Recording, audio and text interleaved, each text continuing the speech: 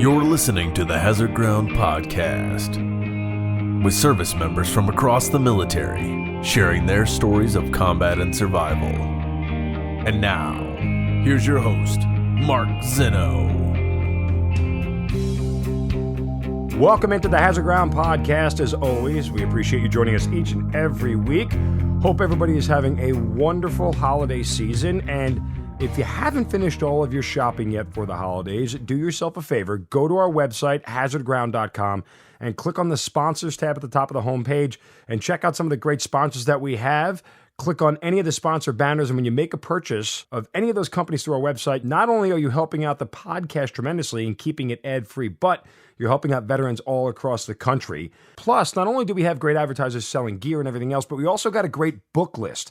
Again, on our website, hazardground.com, click on the list tab, and you'll see our book and film list. You'll find books by Hazard Ground guests, as well as some of the films that our guests were involved with or based on or even played a role in, and films outright inspired us and this podcast. So, obviously, it's a great way to do some holiday shopping. Speaking of holiday shopping, of course, our promotion with Amazon. You can go to our website, hazardground.com, and click on that Amazon banner right there at the bottom of the homepage or under the sponsors tab.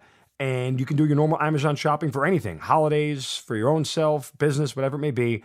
We'll get a percentage of what you spend, and then we will kick that right back to some of the great charities that you guys have heard featured here on the Hazard Ground. So you can actually help out veterans all across the country just by going to our website and then clicking on the Amazon banner and doing your holiday shopping that way. Don't forget to send in guest suggestions. We love hearing from you guys. So if there is a guest in particular you want to hear about or a story that you know of, send us an email, producer@hazardground.com. Finally, leave us a rating and a review on iTunes. We always love to read them, and we get back to you guys on many of those. Here's a great review we got last week by NJI. He says, "It just happened to stumble upon this podcast one day while looking for something to listen to in the evening.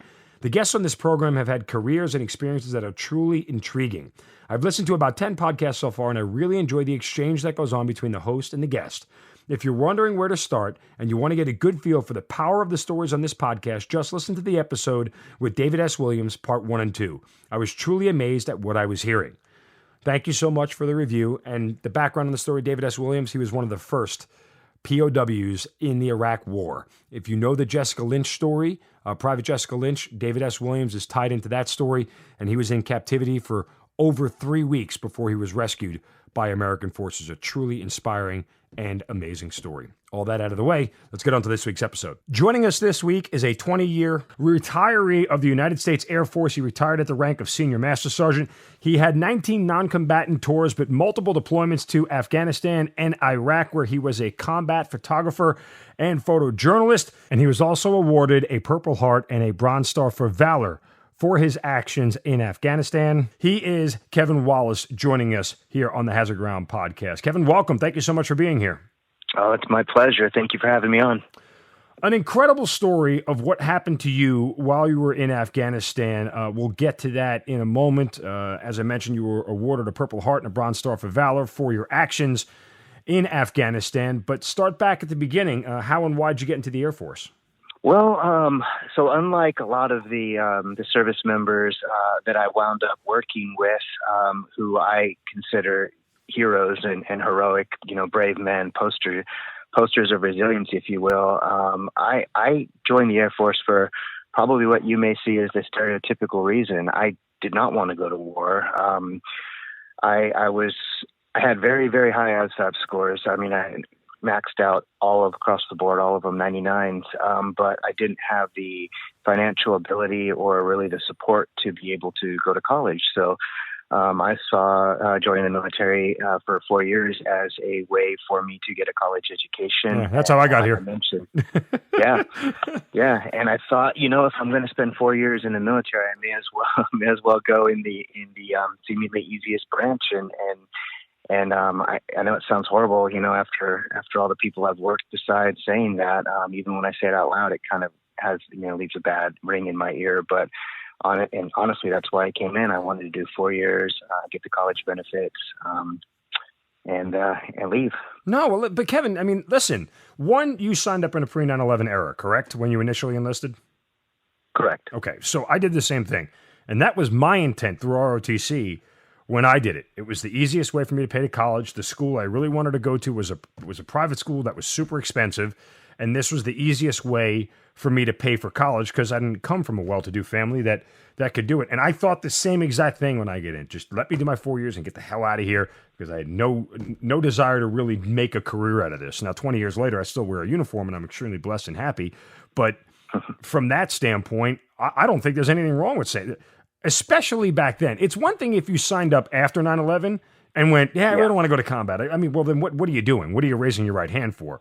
But back then, when we were signing up, you and I, in the mid to late 90s, Clinton was downsizing the military, right? We were in total prosperity as far as our economy was concerned. We had peace all over the world.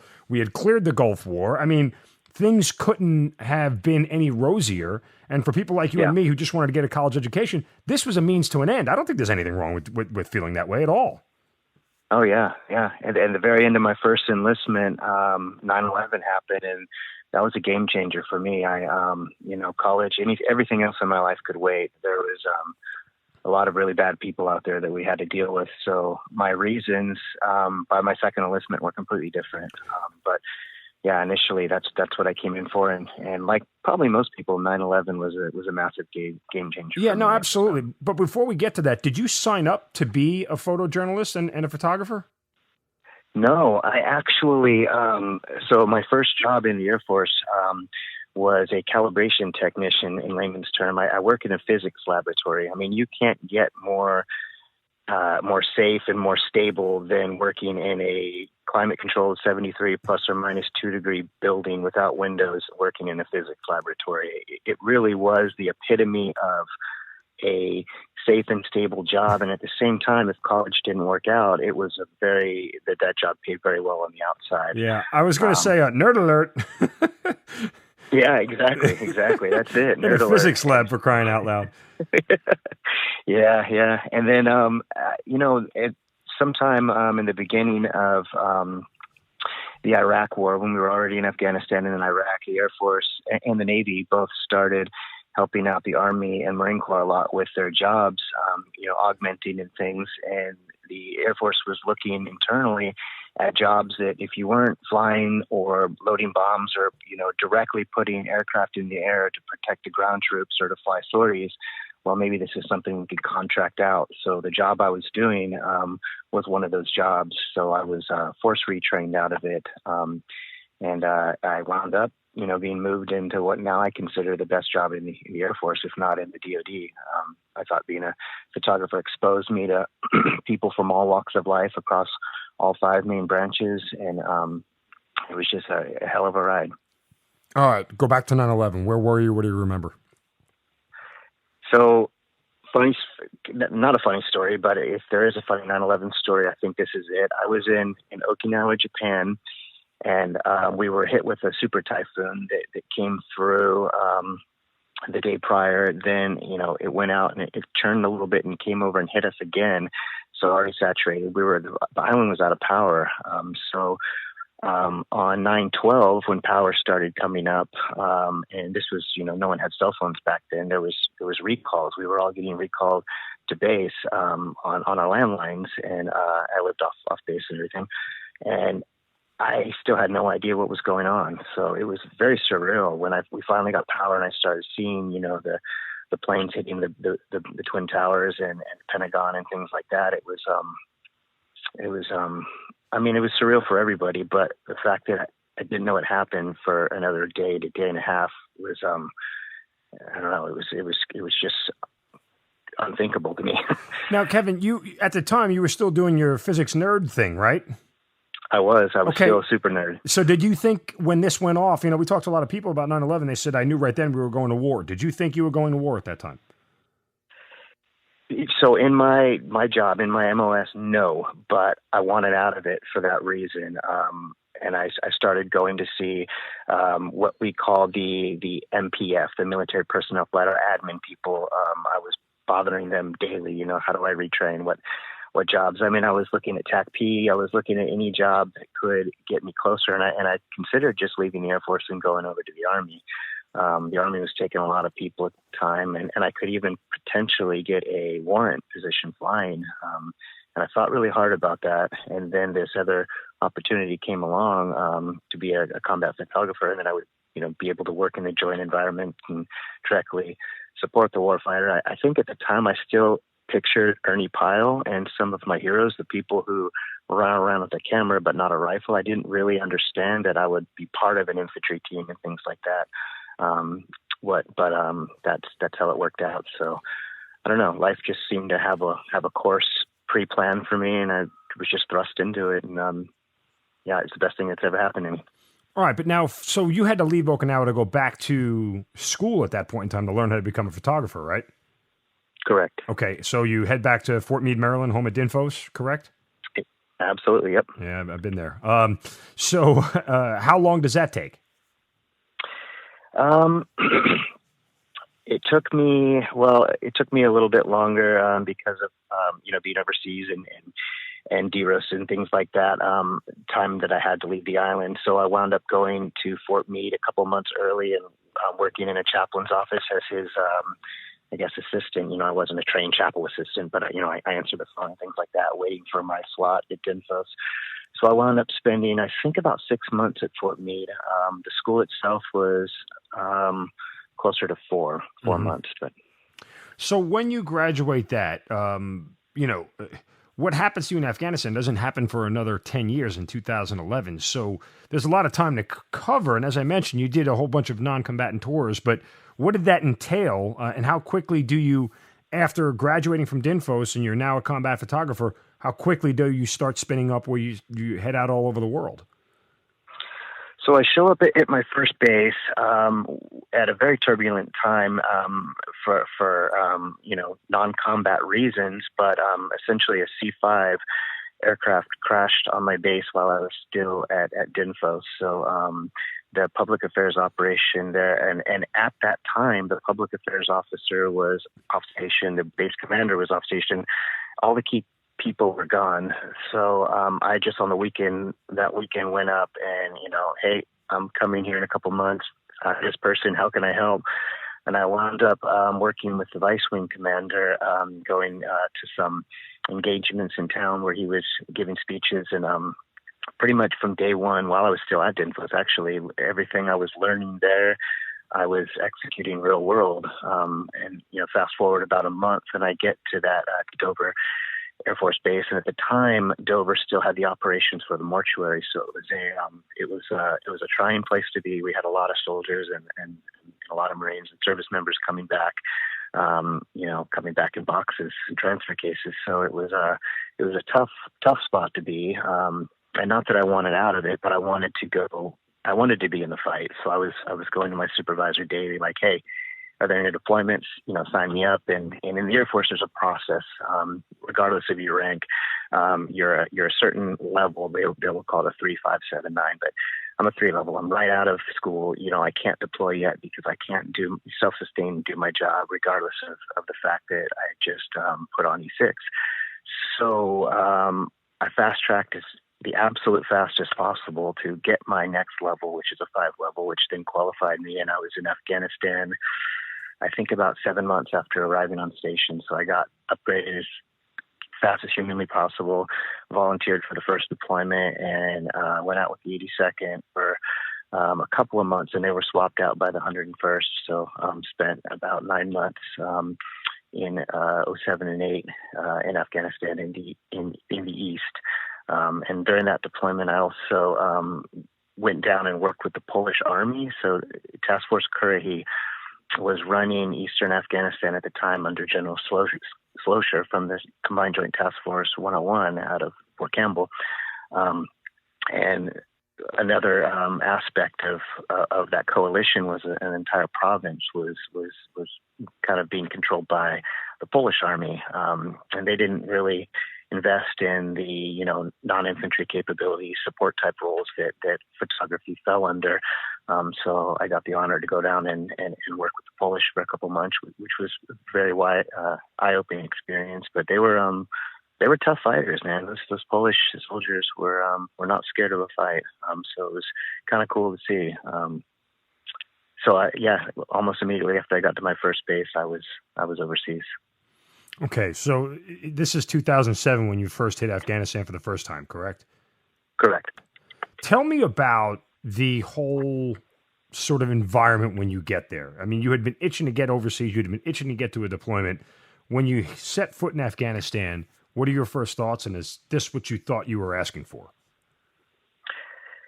Yes, yes and no. When I first arrived in Afghanistan, I was assigned to a brigade combat team, which it was a new concept at that time. Mm-hmm. So there was a little bit of dysfunction way above my level, but I could see it. I could see that spilt over in the ranks. And I was at a massive, massive base called Bagram Airfield. So I mean, within this base, there's a perimeters within perimeters within perimeters. It was about as safe as you're going to get in a country like Afghanistan. So I still didn't feel completely, participating in the fight. I was doing, I was photographing events on base, but it was, helicopters taking off from flight line with air assault soldiers and pararescue men and different, aspects of operations that happened on Bagram. But I wasn't on those planes and those birds with them. I wasn't on those helicopters. Convoys going out of the gate every day, foot patrol or mounted, but I wasn't on any of them. So I was kind of frustrated. So I just kept pushing and pushing, and then, got my first outside the wire mission was with a PSYOPs mission where we were riding around in Humvees, essentially broadcasting out of the Humvee in Pashto. We were picking a fight. It was something along the lines of Taliban or dickless bastards, things of that nature. And I just heard this, foreign, tongue coming out of these loudspeakers, and I was really surprised when I asked one of the PSYOPs guys in the truck with me, this Marine captain I was sitting next to, like, what's going on? Like, what are they saying? And he told me, I was like, wow, so we're actively out here, picking a fight. But I think in their mission, the way the Afghan people are, they're very tribal and very almost, if you imagine like a pack of wolves. If someone challenges you to a fight and you don't respond, well, then you lose a massive amount of face. And in their society, power, particularly men, power is everything. So by us riding around picking a fight, if they don't come out and fight, well, then we disempower them in the eyes of the community, which is very important. I didn't really understand PSYOP's mission, but that one mission really opened my eyes to a lot of the things that IO and PSYOPs and these other units were doing. It was pretty powerful stuff. We did not get in a fight that day. I did get into some ticks during that deployment, but not that day, not that first mission. Interesting the way you say we were picking a fight. I'm curious as to the emotional response to that. I mean, it seems like we were there to defend, not instigate. Now, that may be drawing a fine line, but to the civilians listening to this, I'm sure they're thinking the same thing. Well, we're not there to pick a fight. We're there to help people. Yeah. Yeah, well, that is why we're there, but it's more complex than that. If you're going to help the people, well, then you have to remove these extremely brutal, oppressive, thugs really out of power. They, wouldn't allow girls to go to school, or leave. Females couldn't really leave the house without a male escort or family member. Just the amount of oppression and brutality under Taliban rule. These people had to be taken out of power. So while it may seem on the surface that picking a fight is not why we're there, if that takes some of the power base away from these truly evil, monsters, well, then I think it's a necessary step that we had to take as a coalition. We were there for the right reasons, but sometimes you have to shake the hornet's nest a little bit. Okay, so you didn't get into any engagements that day, but you did on that deployment. For somebody who signed up not wanting to go to combat, and somebody who chose another field, being combat camera or, photojournalism, your first priority is to shoot with a camera, not shoot with a gun. When you get in these first engagements, What is your thought process? How are you handling it? Are you regretting it? Is this a mistake? What are you thinking? So, so in that deployment, the fights never escalated so much that that I was really conflicted on what tool to use. As you mentioned, the camera is my primary mission and my primary tool. But I did return fire with my rifle on that deployment, and in a subsequent Afghan deployment, oftentimes it was the rifle. But even in the most intense firefights, I would still drop the rifle, pick up the camera, and make sure that I was, executing the job that I was there for. And sometimes that didn't sit right with a soldier or a Marine that sees in the middle of a shitstorm, this guy over here taking photos. It seems absurd from their perspective, but if I'm not doing that, then I may as well not be on that team. There's another infantryman, or you mentioned a Cav Scout earlier. I work with Scouts too, or another Marine, or somebody that could be there in my place. I'm taking up a seat, or I'm taking up a person on a team, and I feel like I need to be doing my job as well as be a rifleman. Does that make sense? No, it does. I mean, again, having worked in the public affairs field, I guess the aptitude that some people in this field operate with varies based off of how comfortable they are with a weapon and how much they realize their life is at risk. I would tell you from personal experience, there were some of my folks who did that job that I would have never wanted to be in that spot, not only for their own safety, but the safety of the troops around them, because I just didn't think that they were capable enough of doing it. So I'm just kind of curious for you, was that something that you always took pride in and being able to be skilled with your weapon and being able to handle those situations? Yeah, absolutely. One of the biggest things I took pride in. I'm not a huge guy. I'm quite short, but I always maxed out my fitness test every year. And my primary crafts, being the camera and stuff, I committed myself to learning it so much that it's second nature. Because when the shit hits the fan, as it were, I don't have time to be thinking about apertures and shutter speeds and things. Using a camera, that should be so ingrained in me that I could use the majority of my mental capacity, because we all have limited bandwidth. And these infantry guys and special forces and stuff, they train day in and day out for that situation. So to them, it's not taking their entire bandwidth to exchange fire with the Taliban or whatever the situation is. It's what they've trained for. Me, on the other hand, that takes a lot of my bandwidth to tackle that situation. So I know my job well enough that it's just second nature to me, and I could focus on what is foreign.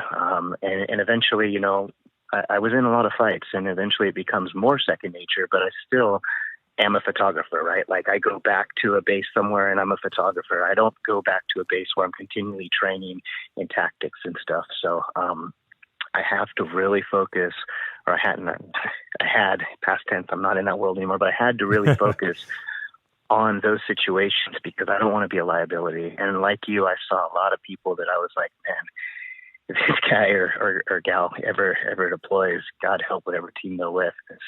And I never wanted to be that person, even when wounded, I wanted to carry my own weight, and I wanted to walk or run off this, battlefield as we, the fight dies down. I never wanted to be a burden to anyone. And I do take a lot of pride in some of the very tough situations I was in, that I didn't burden anyone else, that I was able to contribute. I was able to actually help them suppress a fight and win a fight.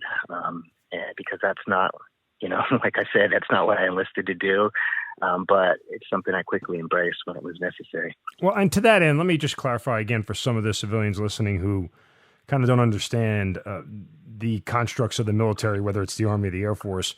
And I don't say anything I said about some people I wouldn't put in the fight as a pejorative. I say that as a matter of everybody in this organization, being the military itself, has a different skill set. And some people are better at certain things than others, and some people are more mentally adept at certain situations than others. As leaders, it's our job to find out what those strengths and weaknesses are of each individual and make sure that we're using them to the best of our capacity. So when I say that I wouldn't have put one of my soldiers in a situation where they may have been in combat, because as you just stated, Kevin, not only was it a detriment to them, but it would have been a detriment to the people around them had they come into contact. And so I would be setting everybody up for failure, and I would also not be doing my job as a leader in figuring out the best skill set and the best place to use these people. That doesn't mean that they're bad soldiers, bad airmen. It doesn't mean that they necessarily are afraid or anything like that. It just means that some people are better equipped to handle certain situations than others. Now, as we've learned in combat, and through many of the guests we've had on the podcast, you get thrust into certain situations where there's nothing you can prepare for, and you just sort of have to react. That happens to some people, happens to a lot of people in the nature of combat. But I just kind of wanted to give that sort of little background on it. Not that we're taking shots at anybody or saying, again, they're bad at their jobs or they're bad, military members, service members, whatever it may be. Some people just have different skill sets than others, and I think that's fair. I think that's very fair. Yeah, everybody serves a purpose, and everybody isn't the pointy edge of the spear. There's a big long spear, and absolutely. I mean, the cook and the mail clerk is just as important job as anybody else, because people got to eat and people want their mail. It just because they're not out there pulling the trigger doesn't mean that they aren't in the fight. Correct. All right, let's fast forward to your deployment in 2011. This is the one where ultimately you were wounded on. When does that deployment begin? How do you get there? And kind of what is the mission set for you on this one? Is it any different than any of the others? So that deployment, it was. I was tasked with a deployment initially to Africa to support special operations and some Navy operations there. I was really excited. Lost the tasking last minute. And then I was just calling my major command, hey, is there anything out there? Like, I'm ready to go. So I went to work. At the time, the Air Force was really short in senior NCOs and company grade officers. So the top of the enlisted tier and some of the junior officers, the Air Force was very short in my career field in those, and that came down to when the Air Force reorganized how they were doing deployments. They came up with these bands, and my career field was in what's called the E band. So basically, the A band deploys on some certain ratio. The E is the ones that are there. It's a 1-to-1. You can pretty much expect to be gone half the time, and that doesn't include the build-up training. So really, you're gone 70, 80% of your time in the military. You can bet that you're going to be deployed. So people who were retirement eligible in the enlisted ranks started retiring quickly. The ones that were old and didn't want that life, and then some of the younger out of college were thinking, well, this isn't what I signed up for. Probably a lot like me, they came in the Air Force with an idea, and it wasn't panning out to be that idea. So they and like we mentioned earlier, I think it's fair to say everyone serves their purpose, but some people probably don't need to be in the military. So these people started jumping ship, and that left a void in these ranks. So as a tech sergeant, which is an E6, I went to fill a captain's role at the ISAF press desk. Essentially, it wasn't a photography role at all. I was working at a press desk. Well, I show up, and the Army colonel that's running it, he just can't understand, why did the Air Force send me an E6? I needed an O3. So I didn't wind up doing that job, not even a day. I stayed in a transient tent as they looked for something for me to do.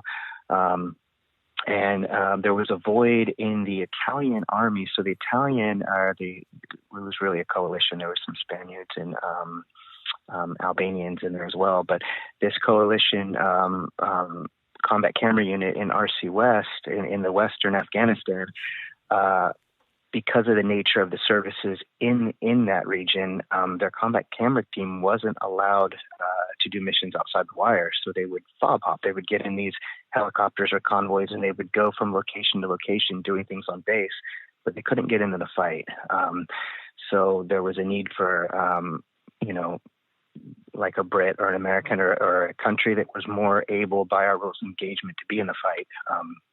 So they wound up getting three Americans, myself and two others out there. And from there, there was I really enjoyed the work I was doing with the Italians. We did some good stuff, some not so good stuff as well. But there was a need in this very remote area in the west. Bagdis province is way up in the mountains. Bala Magab district. There was some Cav scouts out there. They were in a brutal situation. It's probably the worst place on the planet I've ever seen. It was constantly kinetic. And there was just a small team of scouts and forward observers and medics out there working hand in hand with a MARSOC, and MARSOC was quite new at the time. So they had some mentorship from an ODA at different times. So you had special forces guys. So basically ODA, you had Green Berets, you had the Marine Corps Special Operations that was just stood up, so later team, and the scouts and forward observers and a couple of JTACs and medics, essentially, out in living in just these filthy environments on the front lines, no real supply chain, eating most of the time what food you could barter with from the Afghans, just at this very remote front line, sometimes trench warfare situation, not even at some places HESCO barriers, not even, proper defenses dropped in. So digging trenches with e-tools and fighting from foxholes was the situation out there. And it was really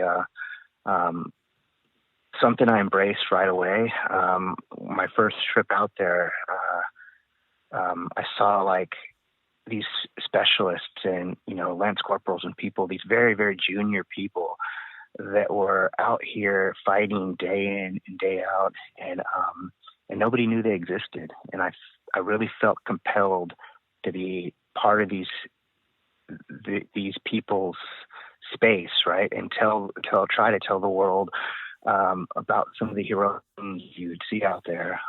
Because, at the time, General Petraeus was running IJC, he was running ISAF, and there's 100 photographers that follow him around. It's great when he talks about coin or whatever he has going on, but I didn't feel like that was my calling. I wanted to tell the story of the people on the front line fighting. So I talked to my chain of command. There was an Italian major who ran the operation there, and he let the two of us, myself and Petty Officer First Class John Pearl, go out there and pretty much in bed with this other group of people. So the deployment was weird in that I was meant to go work at a press desk, wound up working at a NATO combat camera unit, then wound up working with this CAV team and MARSOC and ODAs, and another one of the situations where then you're sitting there and you're thinking like, well, how the hell did I get here? This is,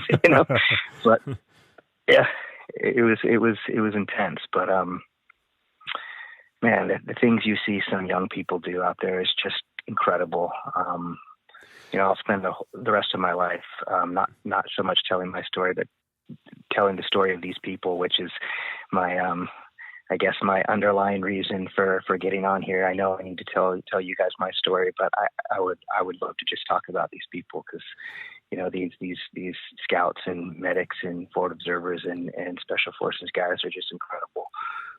Well, to that end, I mean, let's spend a minute there real quick, just because I think it's worthwhile. One, we've had other both civilian and military, combat camera folks on the show before. And I asked the question, how do you know what to shoot and how do you know what doesn't need to be shot? Because some people will tell you that there are certain things that you just don't need to capture, certain moments, whether it's somebody bleeding out and dying or whatever it is. I mean, for you, what was that sort of line like?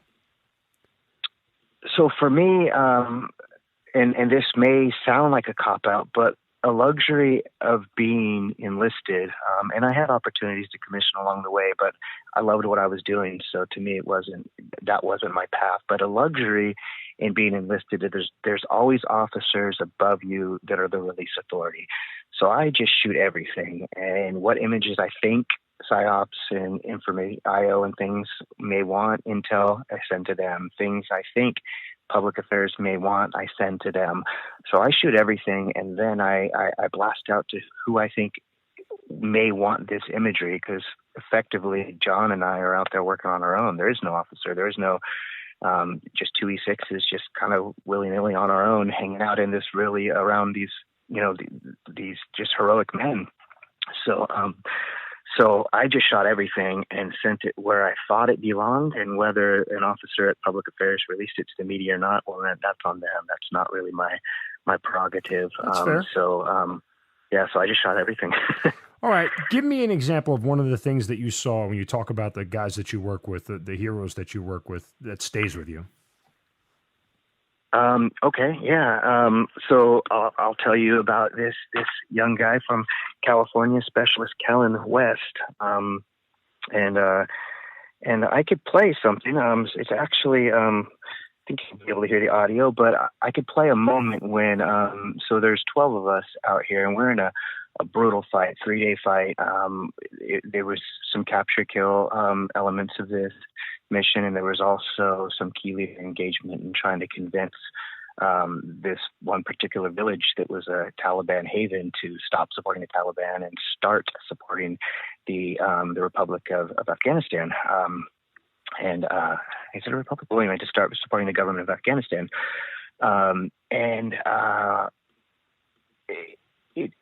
The mission went south very quick, and 3 days of just intense. I mean, one particular day of extremely intense fighting. If you think like a lone survivor type situation, it really was that. 12 of us pinned down in a set of ruins, 100 to 150 Taliban on all sides, taking fire from all sides, seriously low on ammunition. And in all of this, we're getting hit with RPGs, rocket-propelled grenades, back to back. And for the civilians, listening, it's the thing you see on movies where there's like a pipe on the shoulder that fires a rocket. Anyway, we're getting hit with those back to back, and just, a plethora of heavy machine gun and medium machine gun fire.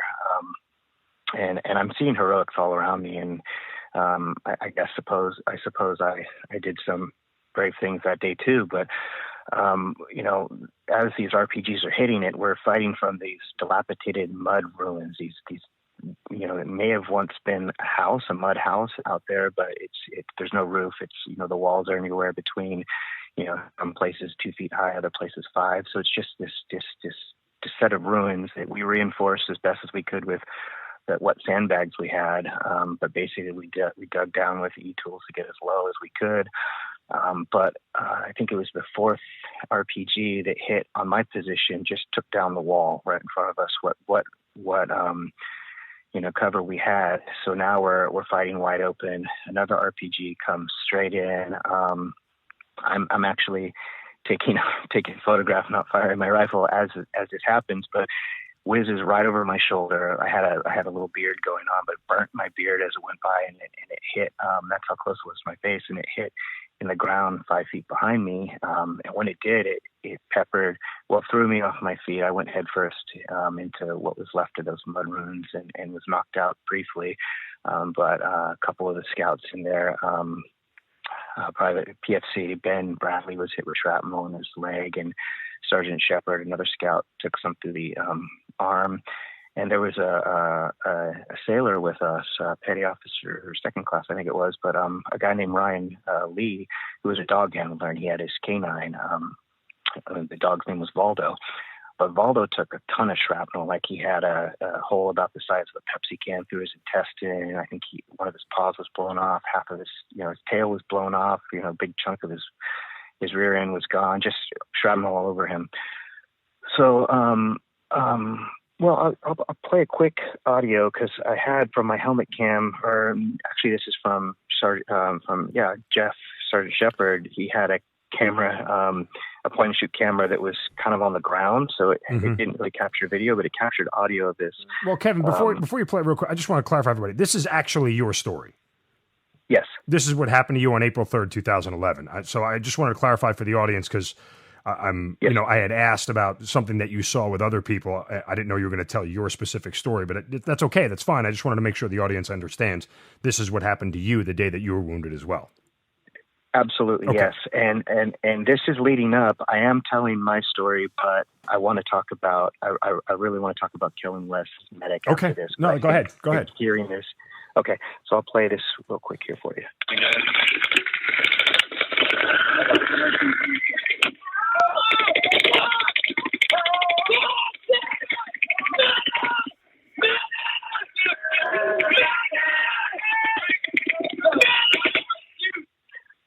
So, I heard him hit. so could you hear that? I heard him hit. I don't know if everybody else. I heard him hit. I'm hit. The guy screaming. Yeah. Do you want me to replay it to see if? No. I mean, I'm just go ahead. Tell everybody what happened. Yeah. So the RPG hit. Jeff's screaming for a medic. Here's Kellen, and he comes across a good distance to get to us, and there's just machine gun rounds exploding everywhere. More RPGs hitting. It's the I guess the Hollywood version of hell, but it's real. So here's this young guy, and he comes up and he puts a tourniquet on Jeff. He patches the humans up, fairly quickly. We've got to get back in the fight, though. There's no, this is relentless. The Taliban was really laying it to us. They wanted to hold this piece of land that we wanted to remove the power base from them in this area. So they're putting up a fight. And then Kellen gets to Valdo, this dog, and he's looking at it, and this is a medic. This isn't a nurse or a doctor, or certainly not a veterinarian. He doesn't know the anatomy of a dog, but he just goes to work. He's on his knees. Ryan is holding his dog because the dog's just freaking out. He's kind of just pinning it down, if you will. And here's Kellen pulling quick clot string, out of his medic kit and stuffing it in the intestine, and in there, pinching off arteries that, this dog's bleeding out. With those, I don't know what you call the little tool that's like, it's like tweezers, but they clamp down. Yeah. Okay. Sorry, I don't know the name, but he's in there clamping off arteries, and I'm looking at it, and it was like a surreal moment because I still have, machine gun rounds popping all around me. I have shrapnel in my neck and my back, and I'm, laying down cover fire. And then I'm looking back and I'm like thinking like, Jesus Christ, to me, it was just like, how did he know what to do? I wouldn't know what to do with his dog. I guess you just look for bleeding and stop it. But those are the moments, like, did Kellen know when he graduated high school, probably just a couple years earlier, that he would be, doing immediate, battlefield trauma care to a dog, and then ultimately saving his dog's life? So those are what I mean. These stories of just brilliant stories of heroics all around me. Everywhere, all of those people, every single one of those guys from the 710 Cab and the Fisters and the, the Florida Observers and the medics and all the MARSOC guys, everyone there was just incredible story. I mean, I wish someday I could just get all their stories and write a book and tell their stories. Carefully balance that because I don't want to be seen as someone that's self-promoting either. And I think the more I talk, there's a maybe a perception that people do that, and I don't ever want to be seen as that because to me it's about those guys. Send them all to me in the Hazard Ground. We'll tell those stories here. How's that sound?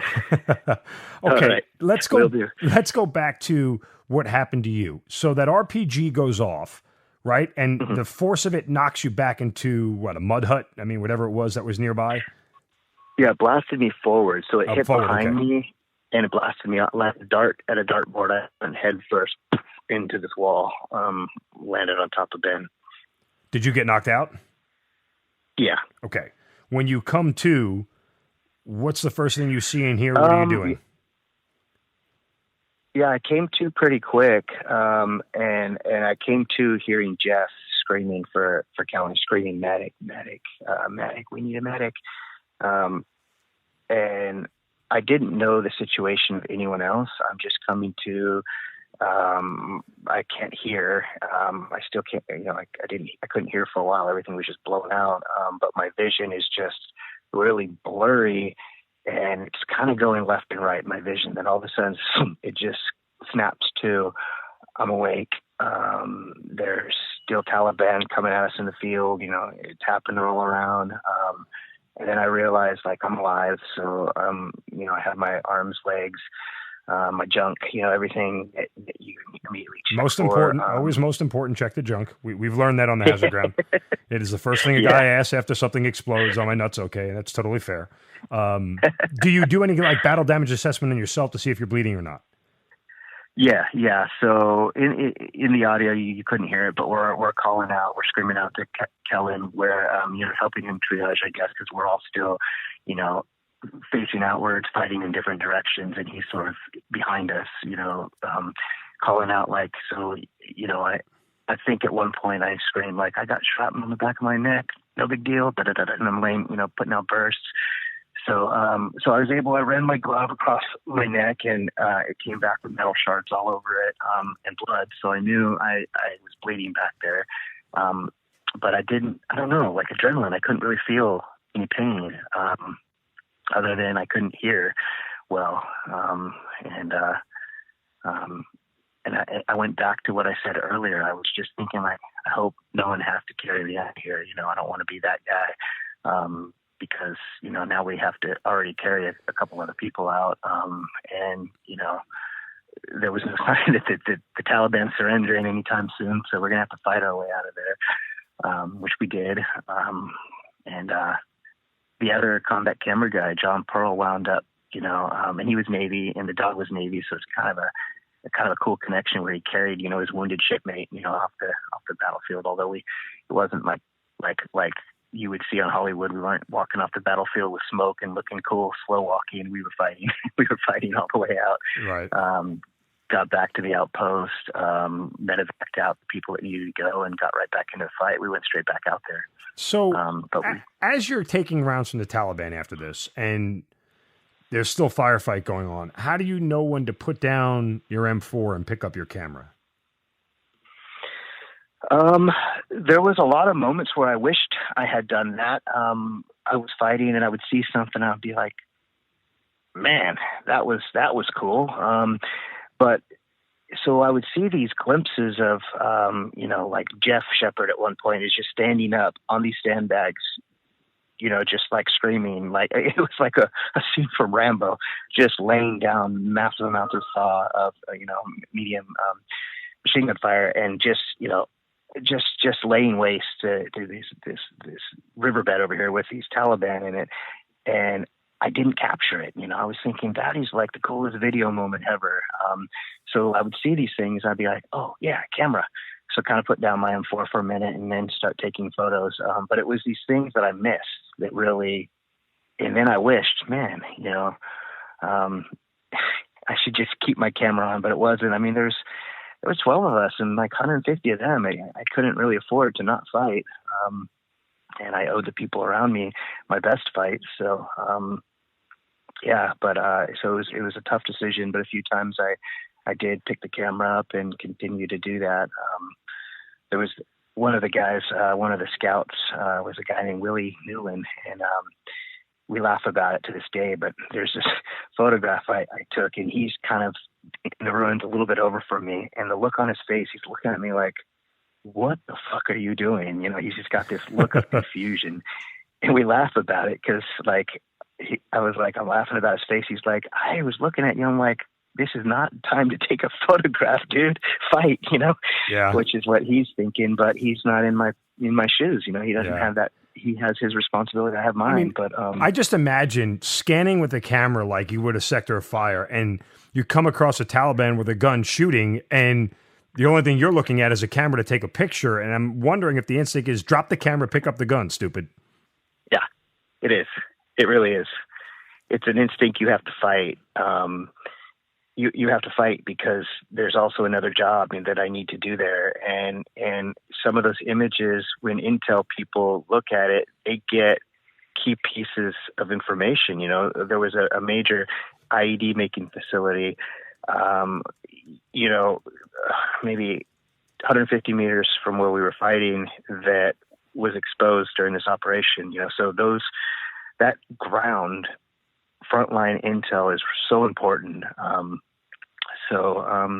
There is an instinct that, this is not the time to be taking photos. And maybe there's a perception from your team that, like, I don't know, like, this is, you're not on a beach shooting, family photos type thing, pick up your gun, stupid. But I know there's also a need for that imagery. So, but everything in me tells me, fire the M4, fire the M4. The camera can wait, but, I don't know, can it really?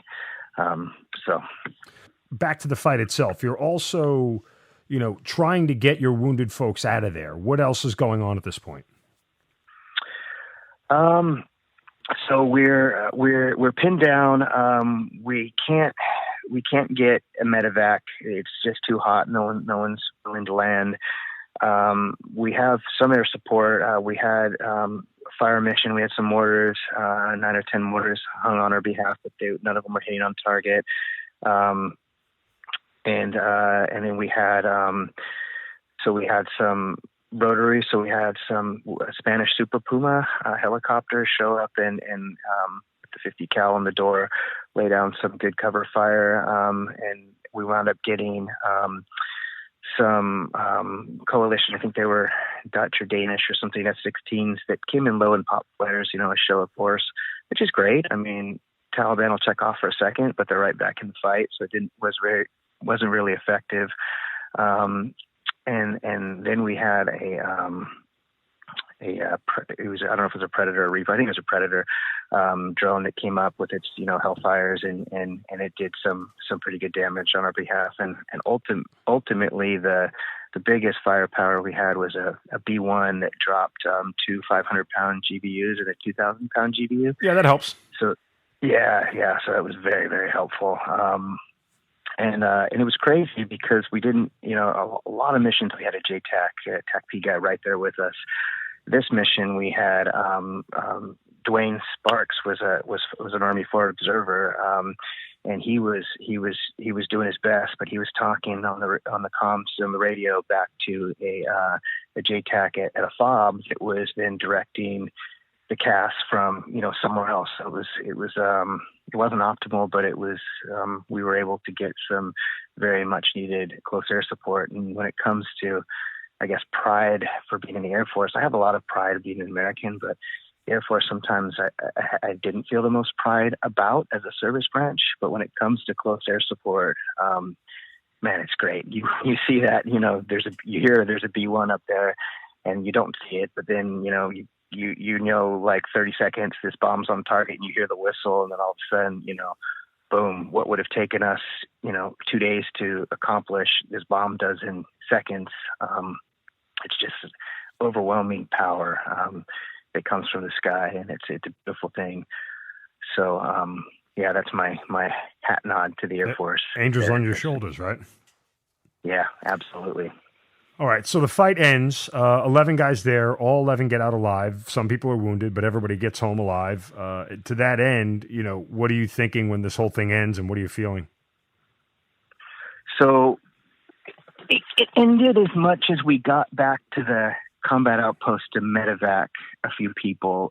But if we would have retreated off that battlefield, well, we did momentarily to evac our wounded, but if we would have not gone back out, then that would be a massive moral victory for the Taliban, and it would have put us back, a long ways in everything we were doing in this valley, and not just the Army, but MARSOC and the ODAs. There was a lot of investment in this valley and changing the course of the power base in this valley.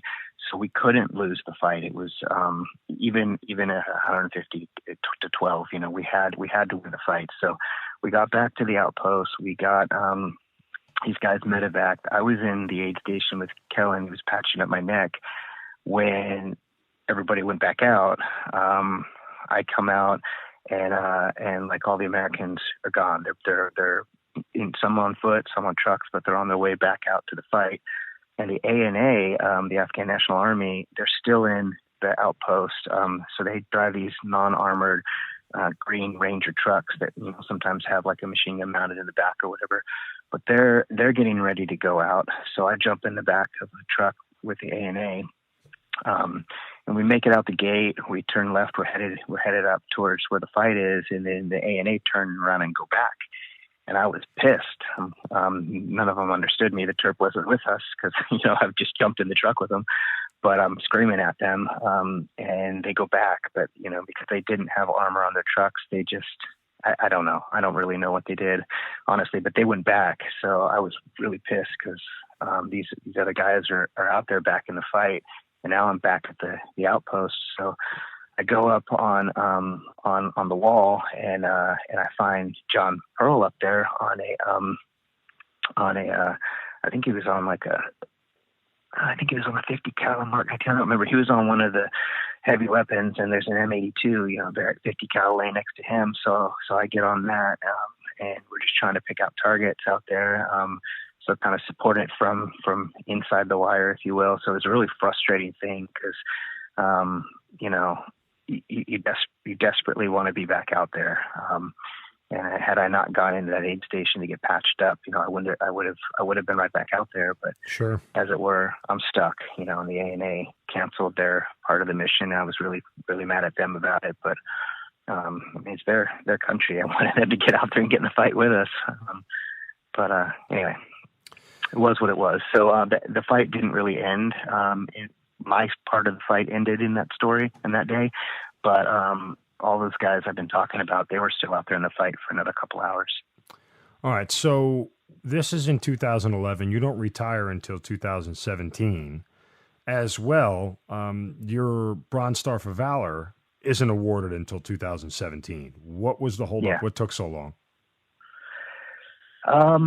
So there was a lot of the guys were put in for Bronze Stars with Valors, Silver Stars, these different awards.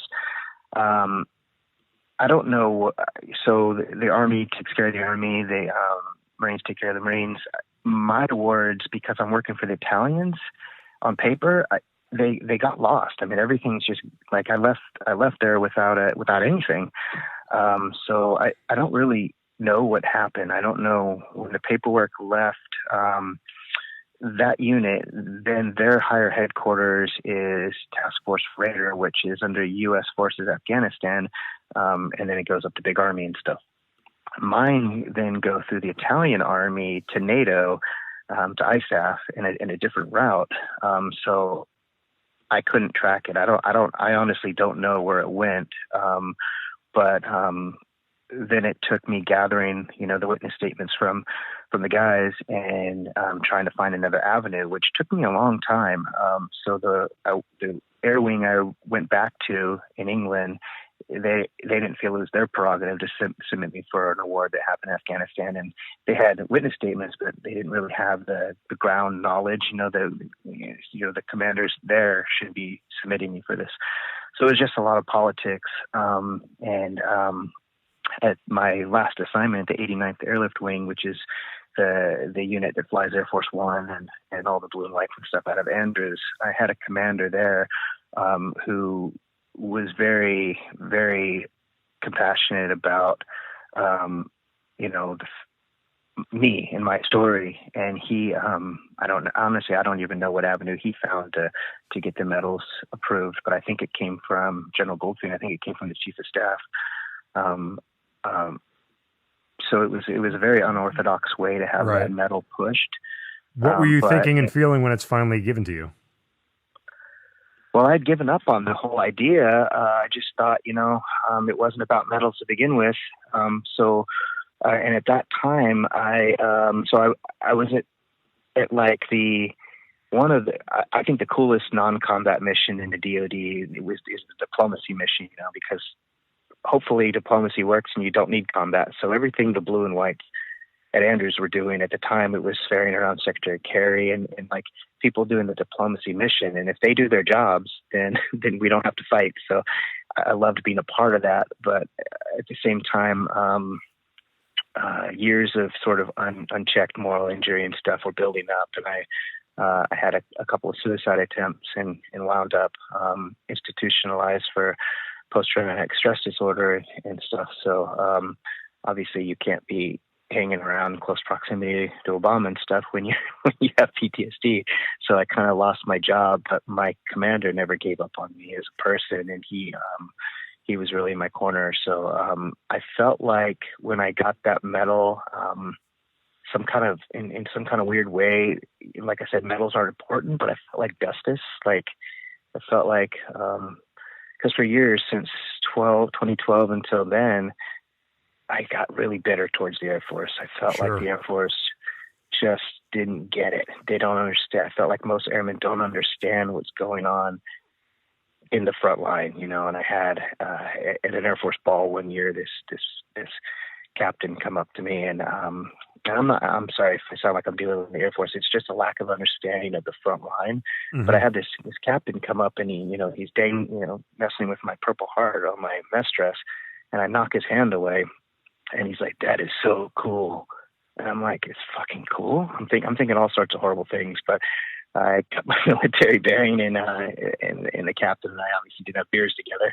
But I was just thinking, like, how unaware is this person of like the sacrifice these soldiers and Marines and frontline people are making, that you're going to call a Purple Heart cool? There's nothing cool about it. No, it's like the one award I'm glad I never got. Like I never wanted that one. Yeah.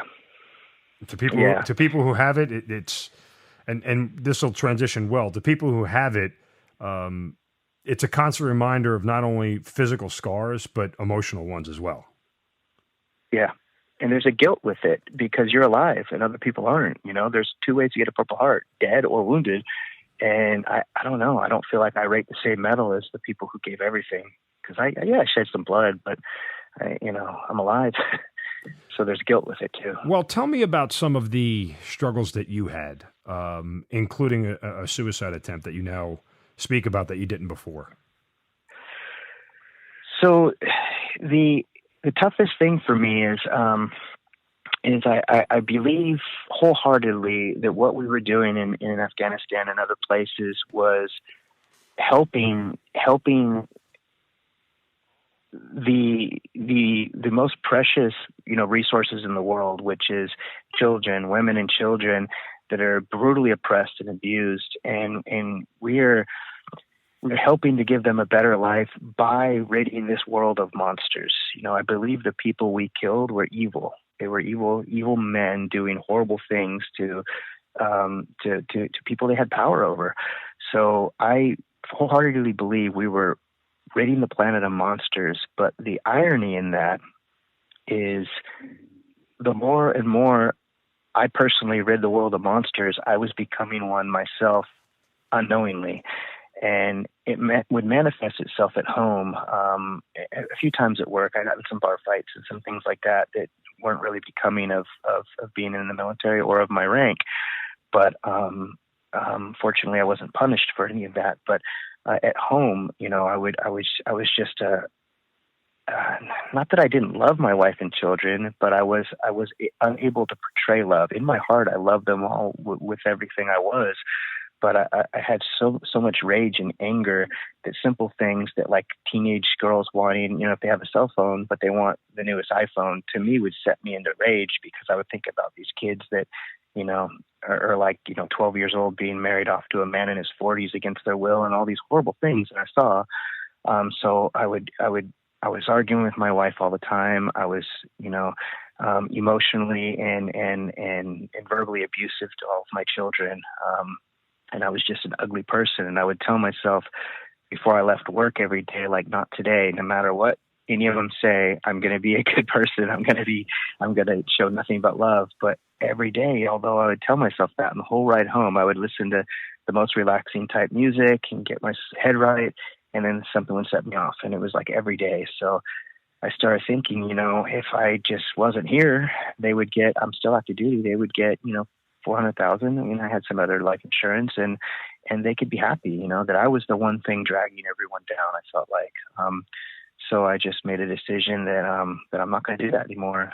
And I tried to do it other ways, but I was unable to shed the rage. And I wasn't willing to get help yet at that time, professional help. I mean, like psychiatric help. So I just wanted to leave.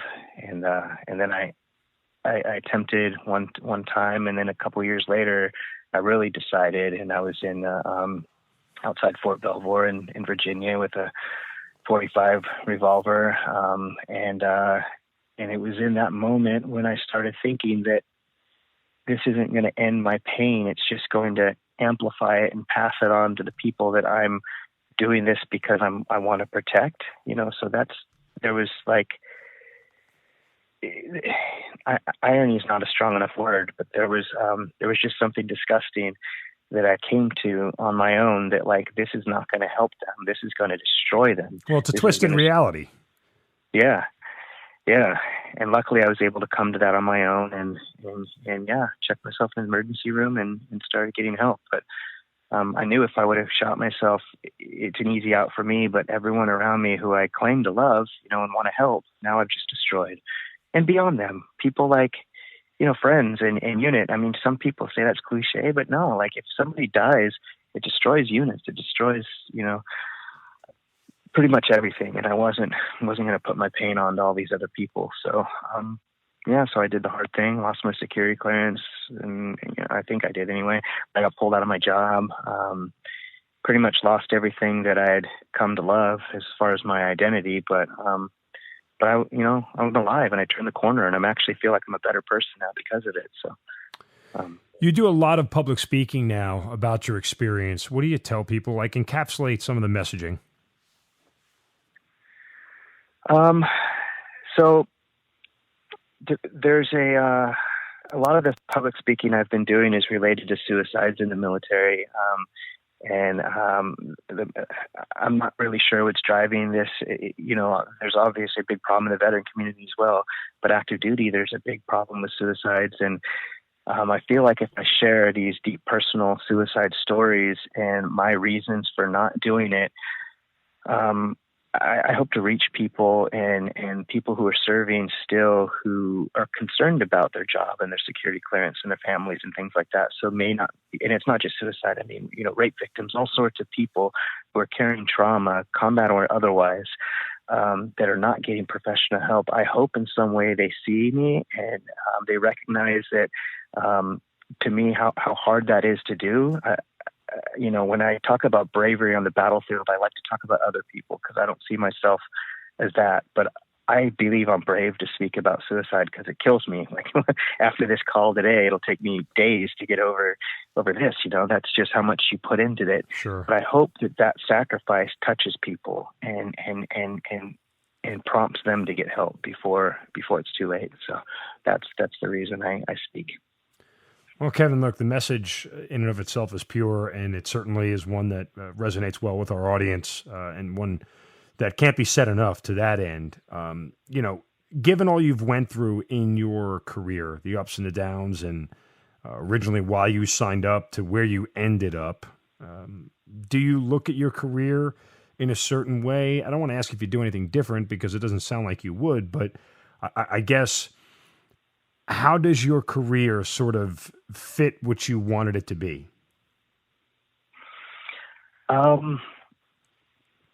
So if I could design the perfect career, when you think about benefits and leadership and the opportunities officers have to go to these advanced degrees in these schools and stuff, I definitely would have commissioned, if I think about it from that lens. The opportunities were there at a couple different intersections in my career, but I don't begrudge the path I took because I know, I'm sitting here talking to you and there's all these listeners that have now heard about Kellen and Jeff and Ben and William Newland and all these people, that if I would have went a different route, I may have not had the ability to do that. So I feel like all service is just that. It's serving your community. It's serving your country. It's serving the alliance. It's serving the world, really.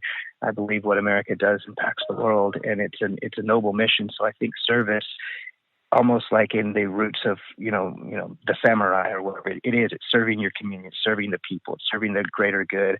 And the best way I could have served is the way I did serve. The